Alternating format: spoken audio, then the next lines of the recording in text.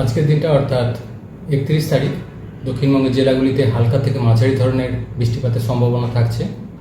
দু এক জায়গায় বজ্রবিদ্যুৎ এবং দমকা হাওয়া থাকার সম্ভাবনা রয়েছে। প্রভাবটা কিছুটা বেশি থাকার সম্ভাবনা রয়েছে মেনলি পূর্ব পশ্চিম বর্ধমান, বীরভূম, মুর্শিদাবাদ, নদিয়া এই জেলাগুলোতে ইন্টেন্সিটিটা কিছুটা বেশি থাকার সম্ভাবনা আজকের দিনটা। আগামীকাল থেকে অর্থাৎ 1 তারিখ থেকে অনেকটাই কমে যাবে।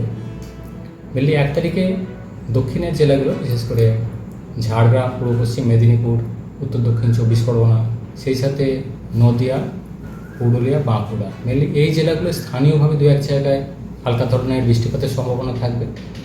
অন্যান্য জেলাগুলোয় আংশিক মেঘলা আকাশ থাকার সম্ভাবনা 1 তারিখ। 2 তারিখ থেকে 4 তারিখ পর্যন্ত দক্ষিণবঙ্গের জেলাগুলি প্রধানত শুষ্ক ওয়েদারই বজায় থাকবে, তাপমাত্রা বাড়বে। 5 তারিখ নাগাদ গিয়ে পশ্চিমের জেলাগুলো যেমন পুরুলিয়া, বাঁকুড়া, পশ্চিম বর্ধমান, বীরভূম এই জেলাগুলো দু এক জায়গায় আবার বৃষ্টিপাতের সম্ভাবনা তৈরি হবে 5 তারিখ নাগাদ। এবং 6 তারিখে আবার বিক্ষিপ্ত বৃষ্টিপাতের সম্ভাবনা থাকবে দক্ষিণবঙ্গের সব জেলাগুলিতে। অর্থাৎ প্রভাব বৃষ্টিপাতের যদি বলা হয় মেনলি আজকের দিনটায় বেশি থাকার সম্ভাবনা, তারপর কাল থেকে অনেকটাই কমে যাবে এবং বেশিরভাগ জায়গাতে শুষ্ক ওয়েদার 2 থেকে 4 তারিখের মধ্যে।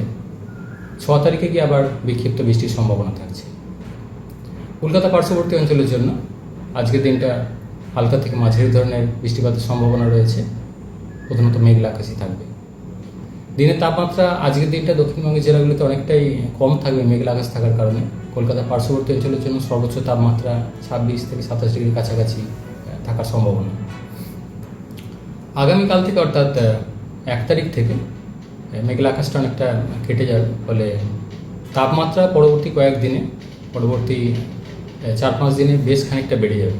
কলকাতা পার্শ্ববর্তী অঞ্চলের জন্য এপ্রিলের শুরুতেই বিশেষ করে 2 থেকে 4 তারিখের মধ্যে টেম্পারেচার বেড়ে 35-36 ডিগ্রির কাছাকাছি পৌঁছে যাওয়ার সম্ভাবনা দিনের সর্বোচ্চ তাপমাত্রা। বৃষ্টিপাতের সম্ভাবনা আবার 6 তারিখ নাগাদ কলকাতার ক্ষেত্রেও বিক্ষিপ্ত বৃষ্টিপাতের সম্ভাবনা থাকবে। অন্যান্য জেলাগুলোয় পশ্চিমের জেলাগুলোয় তাপমাত্রা আরও বাড়ার সম্ভাবনা রয়েছে, কলকাতার থেকেও আরও 2-3 ডিগ্রি বেশি, কোথাও কোথাও 38-39 ডিগ্রির কাছাকাছি পৌঁছে যাওয়ার সম্ভাবনা থাকবে 3-4 তারিখ নাগাদ গিয়ে। মৎস্যজীবীদের জন্য আজকের দিনটা সমুদ্রে মাঝে মধ্যে দমকা হাওয়া থাকার সম্ভাবনা রয়েছে, তাই আজকের দিনটা সমুদ্রে যেতে নিষেধ করা হয়েছে। উত্তরবঙ্গের জন্য প্রভাব বেশি থাকার সম্ভাবনা 31 তারিখ অর্থাৎ আজকের দিনটা, বিশেষ করে উত্তরবঙ্গের উত্তরের জেলাগুলো দার্জিলিং, কালিম্পং, জলপাইগুড়ি, কোচবিহার, আলিপুরদুয়ার এই জেলাগুলোয় বৃষ্টিপাতের পরিমাণ তুলনামূলকভাবে কিছুটা বেশি থাকার সম্ভাবনা। দু এক জায়গায় ভারী বৃষ্টির সম্ভাবনা রয়েছে, বিশেষ করে জলপাইগুড়ি, দার্জিলিং, কালিম্পং, আলিপুরদুয়ার এই জেলাগুলো। শিলাবৃষ্টিরও সম্ভাবনা কিছুটা রয়েছে দার্জিলিং, জলপাইগুড়ি এই জেলাগুলোর জন্য। মালদা, 2 দিনাজপুরেও বজ্রবিদ্যুৎ সহ বৃষ্টিপাতের সম্ভাবনা থাকছে আজকের দিনটা অর্থাৎ 31 তারিখ।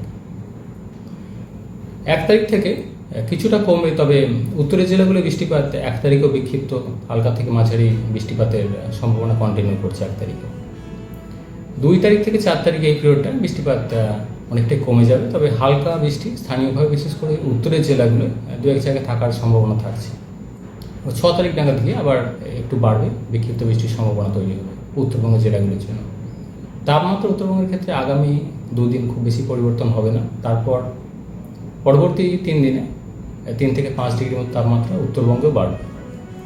তাপমাত্রা বাড়ার কথা যেটা বলা হচ্ছে, দক্ষিণবঙ্গেই তাপমাত্রা বেশি বাড়বে।